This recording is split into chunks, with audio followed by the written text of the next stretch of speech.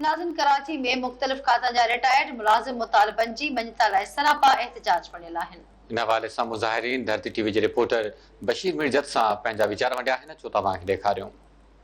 या अपील था कयूं सिंध गवर्नमेंट खां त पधारा असां ॿ भेरा बि पहिरियों रेड ज़ोन में अची चुका आहियूं 6 जून 9 मार्च ते त असांखां फ़ाइल वरितानि था। हर भेरे इहो वाइदो कयो आहे त असां तव्हांजा हींअर जेको आहे सो केस सिंध असैम्बलीअ में बिल पास कराईंदासीं ऐं तव्हांजो मुतालबा पूरा कंदासीं। 2022 में शहबाज शरीफ साहब जा 10% हुया ऐं सिहत कार्ड जे लाइ असांजी गुज़ारिश आहे त उहो असांखे किरको ॾिनो वञे। गवर्नमेंट सिंध जेके आहे त अमेंडमेंट कदी कानून में ऐं पोइ असांखे मिली थो सघे। घुर कनि था ग्रुप इंश्योरेंस जी, बैनुल फंड जी, सिहत कार्ड जी ऐं ही जेके पेंशनर आहिनि गुज़श्ता 10 सालनि खां रोडनि ते आहिनि। असांजो सिंध गवर्नमेंट खां पुरज़ोर मुतालबो आहे त सिंध जे लखे रिटायर मुलाज़िम जा जेके जाइज़ हक़ आहिनि, ग्रुप इंश्योरेंस, बैनुल फंड, सिहत कार्ड ऐं तंहिंखां पोइ जेको 10% पगार में उहो असांखे जल्द अदा कयो वञे। हमारा इंश्योरेंस ग्रुप जो है, इंश्योरेंस जो है वो हमें दिया जाए, हमें सेहत कार्ड बना कर दिया जाए।